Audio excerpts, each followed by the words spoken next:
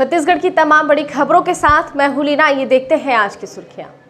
CM ने राजधानी रायपुर को दी नई सौगातें, नए bus stand, multi level parking, अंग्रेजी स्कूल का लोकार्पण। सरगुजा में सिंहदेव भगत की गुटबाजी आई सामने, राजीव भवन के लोकार्पण का 2 बार कटा फीता।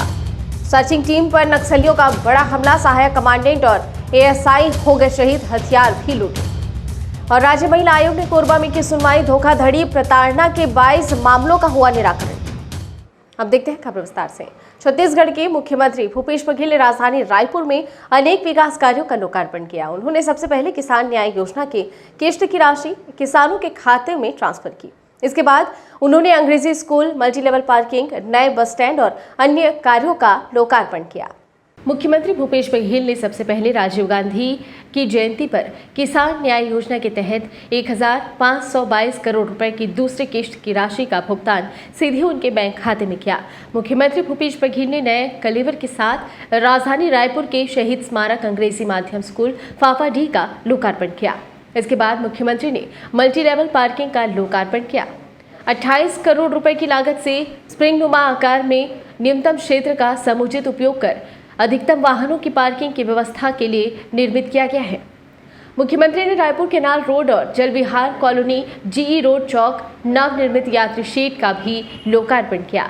इसके बाद मुख्यमंत्री भूपेश बघेल ने रायपुर के भाटा गांव में 49 करोड़ रुपए की लागत से नवनिर्मित श्री बालाजी स्वामी ट्रस्ट श्री दूधाधारी मठ अंतर्राज्यीय बस टर्मिनल परिसर का लोकार्पण किया।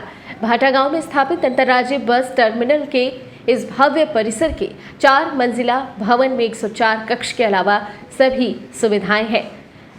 अपने सभी कार्यक्रमों की जानकारी देते हुए मुख्यमंत्री ने कहा कि जहां नए स्कूल में बच्चे अच्छी पढ़ाई कर सकेंगे, वहीं अन्य विकास कार्यों से लोगों की सुविधाएं बढ़ेंगी।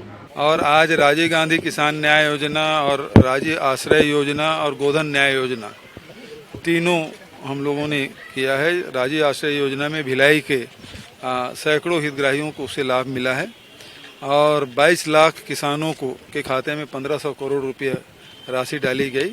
आज मल्टी स्टोरी जो पार्किंग जो कलेक्ट्रेट और कोर्ट में जो बहुत ज़्यादा भीड़ हो जाती थी, पार्किंग की बड़ी समस्या थी, उसको ध्यान में रखते हुए बहुत सुंदर करीब 450 बड़ी गाड़ियाँ और 250 छोटी गाड़ियाँ वहाँ पार्क किया जा सकती है, उसे लोकार्पित किया गया। और शहीद स्मारक जो स्कूल है, जो बहुत ही रायपुर के पुराने स्कूलों में से एक है, और उसमें स्वामी आत्मानंद अंग्रेजी माध्यम स्कूल योजना के तहत इसको रिनोवेट किया गया। इस बस स्टैंड में पंडरी बस स्टैंड के बस ऑपरेटर और व्यवसायियों को स्थान सुलभ कराया गया है, मगर व्यवसायियों का कहना है कि यहाँ सुविधाओं का अभाव है, जिसकी व्यवस्था तत्काल करनी चाहिए।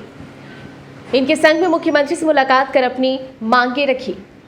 ये पुराना बस स्टैंड 1980 में बंद होकर पंडरी में शिफ्ट हुआ था, तो वहाँ भी हमारा व्यवस्थापन किया गया था। पुराना बस स्टैंड से नया बस स्टैंड पंडरी तो व्यवस्थित किया गया था। वैसी तरह पंडरी से व्यवस्थापन हमारा यहाँ हो जाए जल्द से जल्द, और जितने जल्दी हो पाएगा उतने जल्दी व्यवस्थित हो पाएंगे। हमारा 97 में नगर निगम से सेटलमेंट हो चुका है, तो उस आधार पे हमारे को यहाँ पर भूखंड आवंटित करना चाहिए। मुख्यमंत्री ने इस मौके पर सीवेज ट्रीटमेंट प्लांट का भी लोकार्पण किया। इससे इलाके से निकलने वाले गंदे जल को साफ करके दोबारा इस्तेमाल के लायक बनाया जाएगा। Bureau report, dB live news, Raipur. 1.5 दशक के इंतजार के बाद छत्तीसगढ़ की सत्ता में आई कांग्रेस पार्टी फिर गुटबाजी का शिकार होने लगी है। अंबिकापुर में कांग्रेस जिला मुख्यालय राजीव भवन के लोकार्पण का फीता पहले स्वास्थ्य मंत्री टीएस सिंहदेव ने काटा, बाद में अमरजीत भगत ने एक और फीता काट दिया। दोनों गुटों के कार्यकर्ताओं ने इस दौरान जमकर नारेबाजी की। इससे नाराज मंत्री टीएस सिंहदेव ने तो यहां तक कह दिया कि इन्हीं परिस्थितियों के चलते कांग्रेस 15 साल सत्ता से बाहर रही है।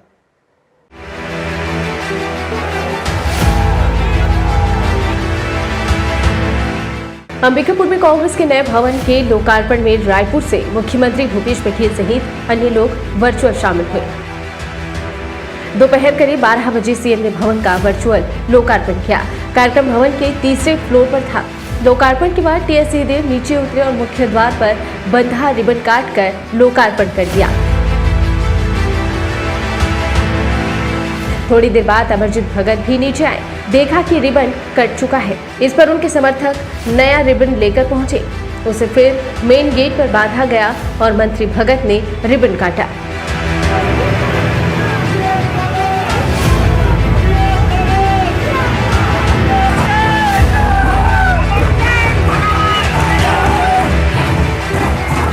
कार्यक्रम शुरू होने के दौरान टीएस सिंहदेव यहां पहुंचे, तब अमरजीत भगत पहले से बैठे थे। सिंहदेव के आते ही उनके समर्थकों ने नारेबाजी शुरू कर दी। ये देखकर भगत के सभी समर्थक भी नारेबाजी करने लगे। दोनों ओर से जिंदाबाद के नारे लगते रहे। हालांकि भगत आगे बढ़े और सिंहदेव के पैर छुए। इस हंगामेदार कार्यक्रम के बारे में मीडिया के सवाल पर मंत्री सिंहदेव ने कहा कि ऐसा तो जोगी जी के समय होता था और उसी का नतीजा था कि हम 15 बरस सत्ता से बाहर रहे। थोड़ी ये अप्रिय सी स्थिति है, ये नहीं होनी चाहिए।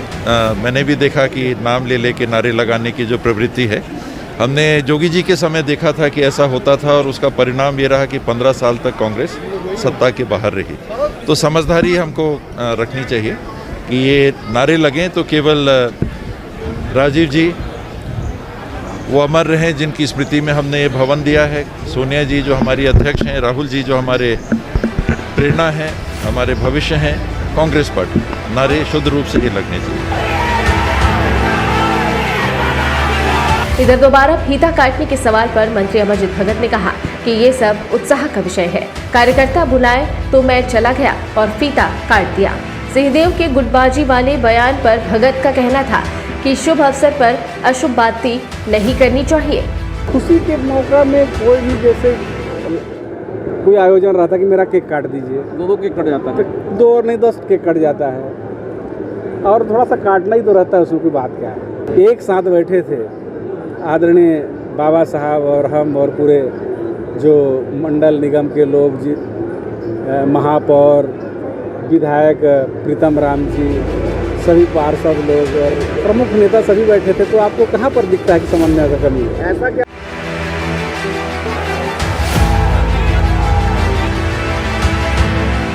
इस तरह अंबिकापुर के इस कार्यक्रम में कांग्रेस की अंदरूनी लड़ाई खुलकर सामने आ रही है। गौरतलब है कि प्रदेश में मुख्यमंत्री भूपेश बघेल और टीएस सिंहदेव के बीच मतभेद की खबरें लगातार सामने आ रही हैं। मंत्री अमरजीत भगत को भूपेश बघेल का समर्थक माना जाता है। अंबिकापुर में कांग्रेस भवन के उद्घाटन के बहाने इलाके के दोनों नेताओं ने अपना दमखम दिखाने की कोशिश की, जिससे क्या परिणाम सामने आते हैं ये फिलहाल भविष्य के गर्भ में है।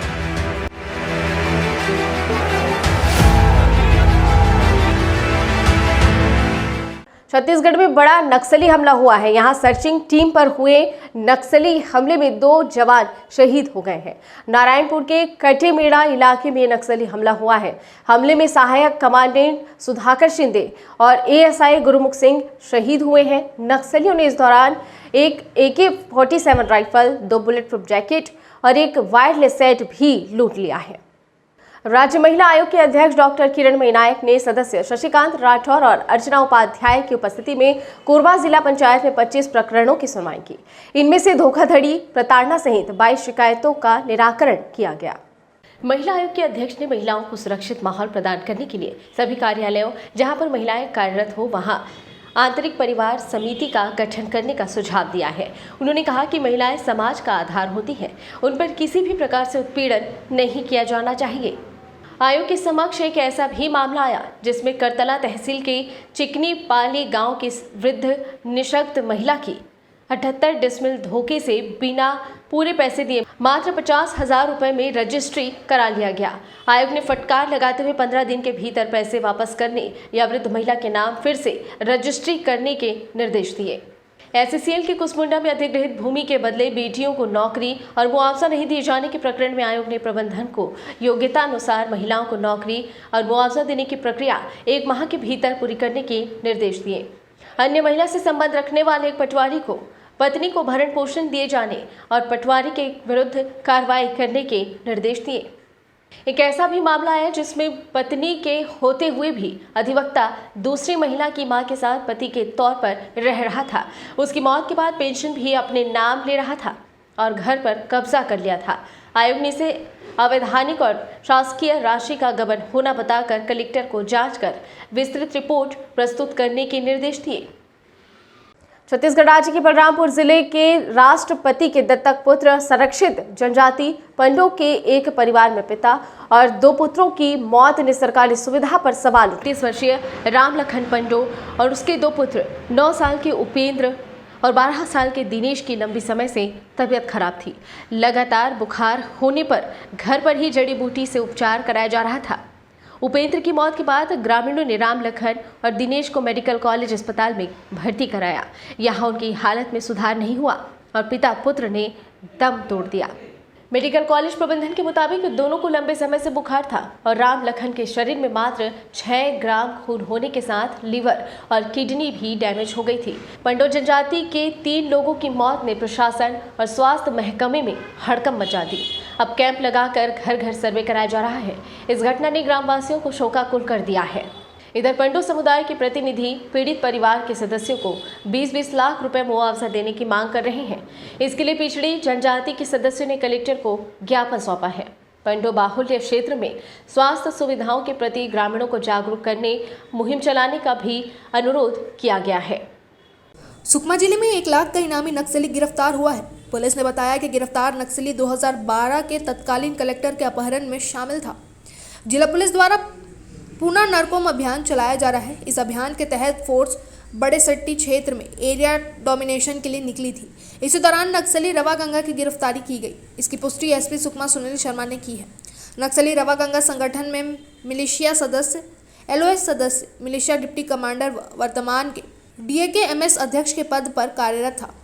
केरलापाल के मंजीपारा के पास कलेक्टर अपहरण 2013 में विधानसभा मतदान दल पर IED विस्फोट सहित विभिन्न घटनाओं में शामिल था। उसके खिलाफ फुलबगड़ी थाना में कई मामले दर्ज हैं। Bureau report, DB live, Sukma. इस बुलेटिन में फिलहाल इतना ही। बने रहिए DB लाइव के साथ। नमस्कार।